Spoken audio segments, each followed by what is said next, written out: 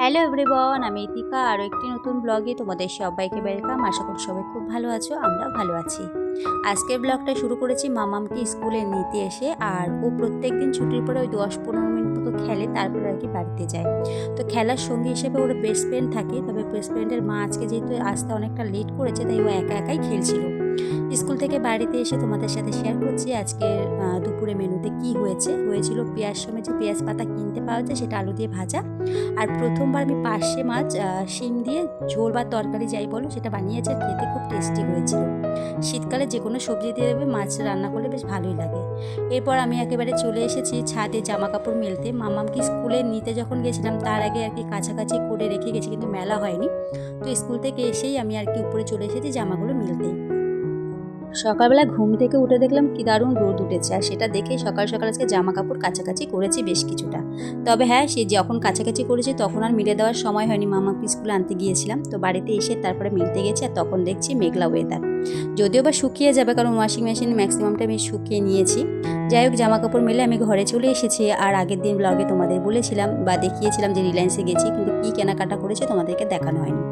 তো যেদিন গ্রসারি বাজার করতে গিয়েছিলাম সেদিন গিয়ে আমি এই দুটো এয়ারটাইট কাচের জার নিয়ে এসেছি, যেটা 38 টাকা করে দাম ছিল, 19 টাকায় আমি ডিসকাউন্টে পেয়েছি। আর খুব ভালো কোয়ালিটি হয়েছে, মানে এয়ারটাইট যে ব্যাপারটা সেটা খুব ভালো দিয়েছে। অনেক জারে কি হয়, এয়ারটাইট থাকলেও অতটা ভালো মানে টাইট ব্যাপারটা থাকে না। কিন্তু সেদিন আর কি যেদিন মামামকে নিয়ে পার্কে গেছি সেদিন তো এই জার কিনতে গেছি, কিন্তু সেদিন তো আর পেলাম না। তো ভাবছি যখন এসেছে খালি হাতে চলে যাবো, তো কিছু একটা নিয়ে যাই। তো এই আকাশি কালার যে 3টে জার দেখছো এটাই আমি নিয়ে এসেছিলাম, আর এটা 3টের দাম 99 করে পড়েছিল। তো বাড়িতে আনা মাত্রই মামাম যেহেতু নতুন জার পেয়েছে, ওর মধ্যে আর কি কিশমিশ বাদাম রেখে দিয়েছে।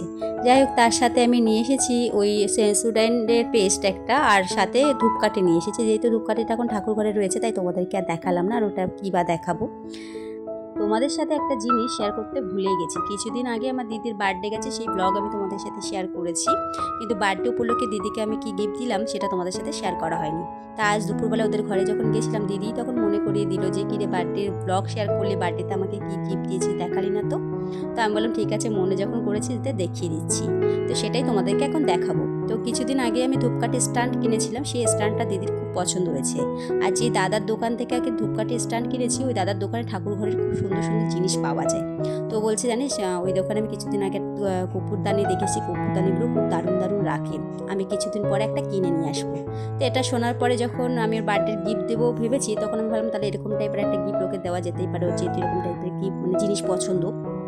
তো আমি এই যে একটা ওর জন্য কপুরদানি নিয়ে এসেছি, আর এটা দেখার পরেও ভীষণ খুশি হয়েছে। তোমরা জানিও তা কেমন হয়েছে, আমারও খুব ভালো লেগেছে।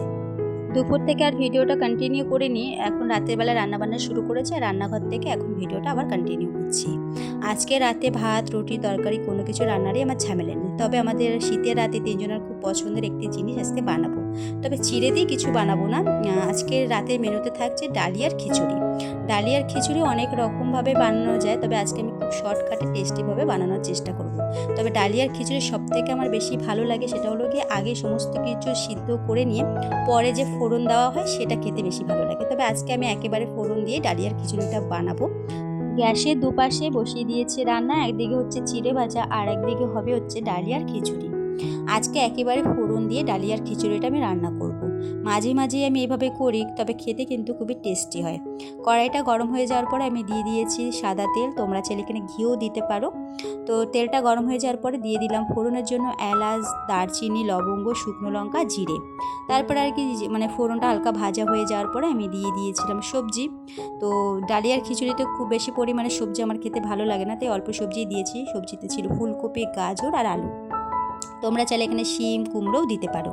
তো প্রথম দিকেই কিন্তু আমি সবজিতে নুন দিইনি, কারণ প্রথম দিকে নুন দিলে হচ্ছে জল ছেড়ে দেবে, তাই সবজিটাকে কিছুক্ষণ ভাজা ভাজা করে নিয়ে এরপর আমি নুন দেবো। তো নুনটা দিয়েও আমি বেশ কিছুক্ষণ নাড়াচাড়া করে আবারও ভেজে নেবো আর কি। তারপরে আর কি দিয়ে দেবো হলুদ। তো হলুদটা দিয়েও আবার ওই সেমভাবে নাড়তে হবে, কারণ হলুদের একটা কাঁচা গন্ধ আছে। তো সেই কাঁচা গন্ধটা যতক্ষণ পর্যন্ত না চলে যাচ্ছে ততক্ষণ পর্যন্ত এটাকে আমি ভালোভাবে ভেজে নেব। আর ওদিকে দেখো, তোমাদের সাথে ডালিয়া রেসিপি শেয়ার করতে করতে আমার চিড়ে ভাজাটা অলমোস্ট হয়ে গেছে, আর কিছুক্ষণ ভেজে নিলেই হয়ে যাবে।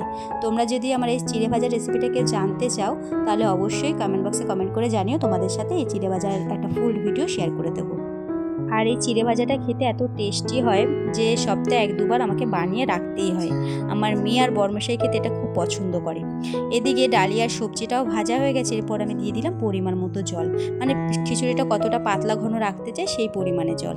এবার যখন জলটা খুব ভালোভাবে ফুটে উঠেছে তখন আমি দিয়ে দিয়েছিলাম মটরশুঁটি, টমেটো, কাঁচা লঙ্কা, আদা।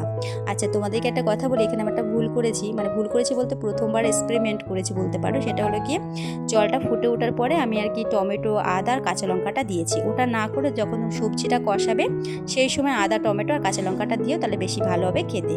তো যাই হোক, সমস্ত কিছু যখন ভালোভাবে সিদ্ধ হয়ে গেছে, জলটাও মোটামুটি ভালোভাবে ফুটে গেছে, তখন আমি দিয়ে দিলাম ডালিয়া। আর রান্না করার বেশ কিছুক্ষণ আগে কিন্তু ডালিয়াটাকে ধুয়ে ভিজিয়ে রেখেছিলাম। আর ডালিয়ার খিচুড়ির মধ্যে মুগ ডাল দিলেও ভালো লাগে, তবে আমি আজকে শুধু সবজি আর ডালিয়া দিয়েই খিচুড়িটাকে বানালাম।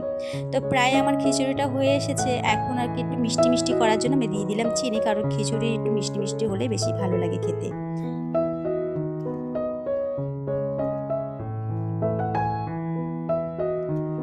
ডালিয়ার খিচুড়িটা আমার পুরোপুরি রেডি। নামানোর আগে আমি দিয়ে দিচ্ছি গরম মশলা, ধনেপাতা কুচি।